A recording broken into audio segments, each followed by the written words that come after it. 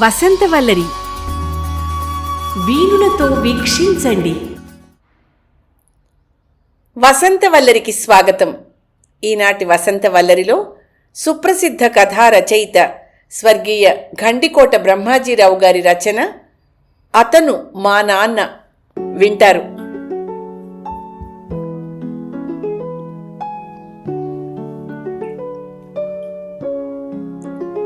కుర్రాడికి జ్వరం చాలా హెచ్చుగా ఉంది. రాత్రేమీ తినలేదు, తాగలేదు. వాళ్ల నాన్న ఆఖరి బస్సుకు పై ఊరు నుండి వచ్చాడు. తండ్రి వచ్చే వరకు వాళ్ళమ్మ కొడుకు దగ్గరే కూర్చుంది. ఆమెకు కొడుకు జ్వరం అంతుపట్టడం లేదు. వీధి అరుగు మీద చిన్న మంచం పడుతుంది. దానిమీదే ఆమె ఇంతవరకు కూర్చుంది, కొడుకు పక్కన. అదేమి మాయదారి జ్వరమో, వస్తోంది పోతోంది. పెద్దాసుపత్రి డాక్టర్లకు చూపిస్తే ఏవో మాత్రలు ఇచ్చారు. జ్వరం 2 రోజులు తగ్గి యథాప్రకారం వస్తోంది.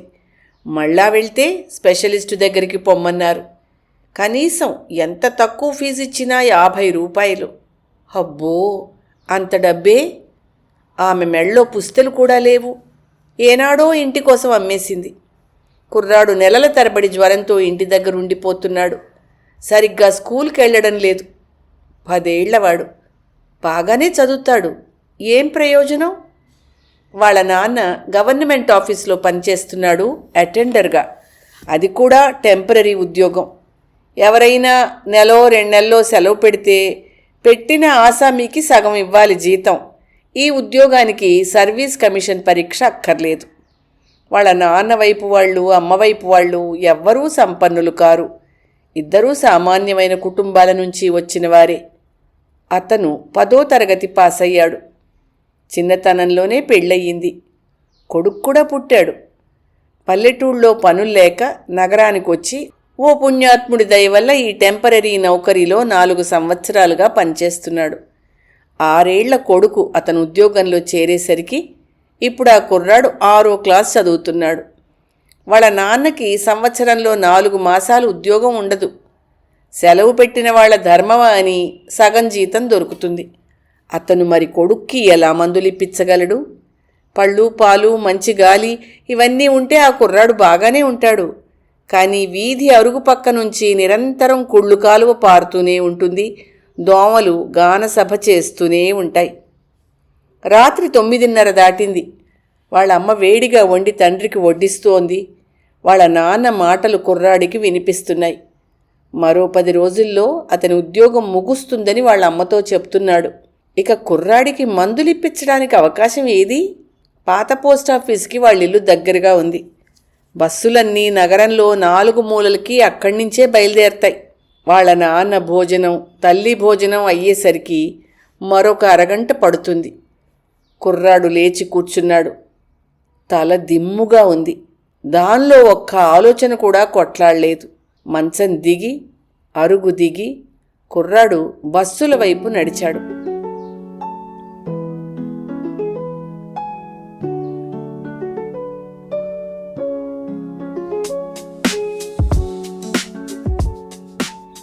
ఏ బాబూ! ఇంటి యజమానురాలు పిలిచారు. పెరట్లో పువ్వులు కోసి తెస్తున్న కుర్రాడు వడిగా వంటింటి వైపు నడిచాడు. ఏమమ్మగారు? బజార్కెళ్ళి ఉప్పు ప్యాకెట్టు, కరివేపాకు, పచ్చిమిరపకాయలు పట్రా, అయ్యగారు డబ్బులిస్తారు. ఉదయం 9 గంటలయ్యింది. మేడ మీద గదిలో పేపర్ చదువుకుంటున్న అయ్యగారి దగ్గర డబ్బులు తీసుకుని కుర్రాడు బజారుకెళ్ళాడు. 2 సంవత్సరాల క్రిందటి మాట.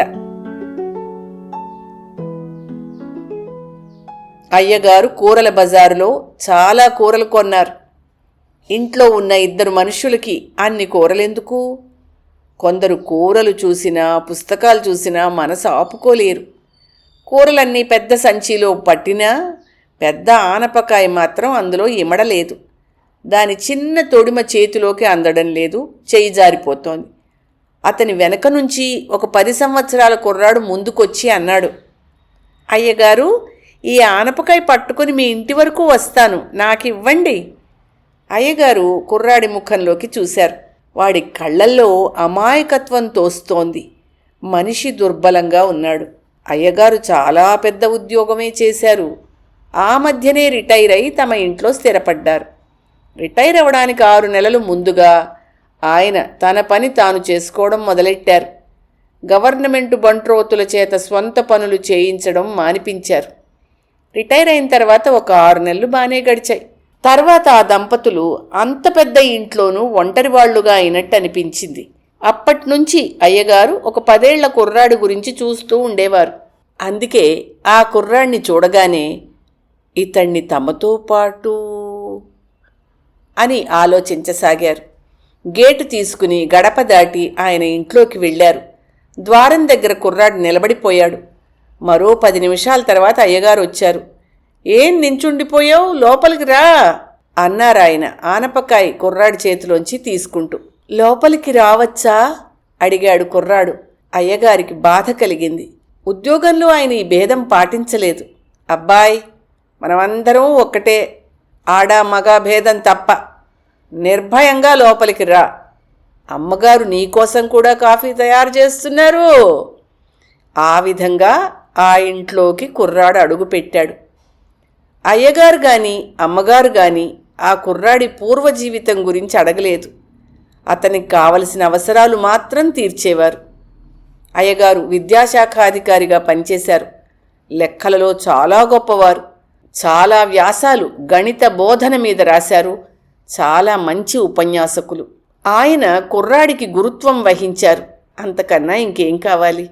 అందరికీ అటువంటి అదృష్టం కలగదు. ఆ ఇంటికి చేరిన 2 సంవత్సరాల్లో కుర్రాడు పూర్తిగా మారిపోయాడు. ఆరోగ్యం బాగుపడింది. చురుకుగా పనులు చేస్తున్నాడు. అటు అమ్మగారికి ఇటు అయ్యగారికి తలలో నాలుకయ్యాడు. కుర్రాడు బజారుకెళ్ళిన తర్వాత ఒక నడి వయసులో ఉన్న అతను అయ్యగారి కోసం వస్తే అమ్మగారు అతన్ని మేడ మీదకి పంపించారు. కుర్రాడొచ్చిన అరగంటకి అయ్యగారి కేక వినిపించింది, కాఫీ మేడ మీదకి పంపమని. కుర్రాడు కాఫీ పట్టుకుని వెళ్ళాడు. ద్వారం దగ్గరే నిలబడ్డాడు. లోపల నుండి వస్తున్న కొత్త ఆయన మాటలు చాలా పరిచితంగా వినిపిస్తున్నాయి. మీరు నాకు చేసిన మేలు ఎప్పటికీ మర్చిపోలేను అంటున్నాడు ఆగంతకుడు. నేను చేసిందే ఉంది, నువ్వు చాలా నమ్మకమైన వాడివి. నీకు సహాయం చేయడానికి నాకు చాలా కాలం పట్టింది. చివరకు రిటైర్ అయ్యే వేళ ధైర్యంతో 4 ముక్కలు నీ గురించి రిపోర్టులో రాశానంతే. నేను విన్నానండి. ఇప్పుడు రిటైర్ అయిపోయాను, చెప్పుకోవడానికి ఇబ్బంది లేదు. చిత్తం, నువ్వు చాలా విశ్వాసపాత్రుడు అని, పని చాలా నేర్పుతోనూ చురుకుగానూ చేస్తావని, 4 సంవత్సరాలై సెలవుల ఖాళీలలో పనిచేస్తున్నావని, తప్పకుండా పర్మనెంట్ ఖాళీలో వేయవలసిందని రాశాను. మీరు నాకు మహోపకారం చేశారండి. నేను రిటైర్ అయి నా తర్వాత వచ్చిన అధికారికి నీ గురించి ఈ మాటలే చెప్పాను. ఆయన కూడా నీ పనితీరు గమనించి నేను విడిచిపెట్టిన కార్యం పూర్తి చేశారు. అయ్యా, మీరు రిటైర్ అయిన 6 నెలల్లోనే నాకు పర్మనెంట్ ఖాళీలో వేశారయ్యా. ఓ, చాలా బాగుంది. ఒక 4 నెలల కింద గుమాస్తా ఖాళీ వస్తే నాకు ప్రమోషన్ ఇచ్చి అందులో వేశారండి అయ్యా. బీదవాడివి కదా, నీకు ఈ ప్రమోషన్ బాగా ఉపకారం చేస్తుంది. పూర్వం ఎవరి పంచనో తలదాచుకునే వాళ్ళం బాబు. ఇప్పుడు సీతంపేటలో మంచి ఇంటికి మారిపోయామయ్యా. చాలా బాగుంది. చాలా కాలం ఒక్క పూట తిని ఒక పూట పస్తుండి గుట్టుగా సంసారం చేసుకుంటూ వచ్చాం. ఈరోజు మంచి బట్టలు వేసుకుంటూ 2 పూట్ల తింటున్నావంటే అదంతా మీ చలవేనండి అయ్యా. దానికే ఉంది, నువ్వు కష్టపడి నమ్మకంగా పనిచేశావు. దేనికి ఏనాడు చెయ్యి చాచలేదు. మరొక అధికారి కానీ మీ జాగాలో ఉంటే బహుశా ఈ ఉపకారాలు ఇంత ఉదారంగా జరిగి ఉండేవి కావయ్యా. దానికేం? సంభాషణ ముగియవచ్చినట్టుంది. కుర్రాడు గదిలోకి కాఫీ తీసుకుని వెళ్ళాడు. ఆ వచ్చిన మనిషి ఈ కుర్రాణ్ణి చూస్తూ ఒక్క క్షణం అలా ఉండిపోయాడు. తర్వాత కొంచెం తెప్పరిల్లి ఒకే గుటకలో కాఫీ తాగేశాడు.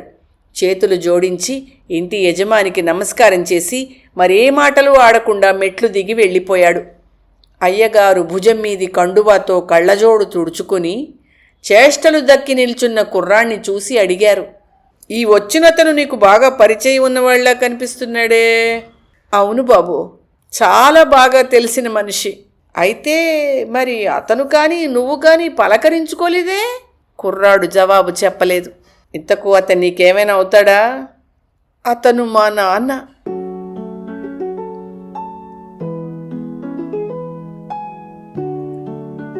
వసంతవల్లరిలో ప్రఖ్యాత కథా రచయిత స్వర్గీయ గండికోట బ్రహ్మాజీరావు గారి రచన అతను మా నాన్న విన్నారు. కథాకాలం 2001వ సంవత్సరం. వసంతవల్లరిలో ఇవాల్టి కార్యక్రమం మీకు నచ్చిందని ఆశిస్తున్నాను. అందుకే లైక్ చేసి మీ మిత్రులకు బంధువులకు లింక్ను షేర్ చేసి మీ అమూల్యమైన అభిప్రాయాన్ని నాకు కామెంట్ బాక్స్లో తెలియచేయమని, వసంతవల్లరికి సబ్స్క్రైబ్ చేయమని విన్నవించుకుంటూ మీ వసంతలక్ష్మి అయ్యగారికి సెలవు. మరి థ్యాంక్ యూ. వసంతవల్లరి మిత్రులు, శ్రేయోభిలాషులు, వీక్షకులు, శ్రోతలు అందరికీ ఒక విజ్ఞప్తి. గతంలో లాగానే ఎప్పటికప్పుడు నా కథలను విని స్పందన తెలియచేయమని కోరుతూ, నేను చదివిన కథ మీకు బాగా నచ్చినట్టయితే తప్పకుండా హైప్ ఆప్షన్ నొక్కి నన్ను ప్రోత్సహిస్తారు కదూ.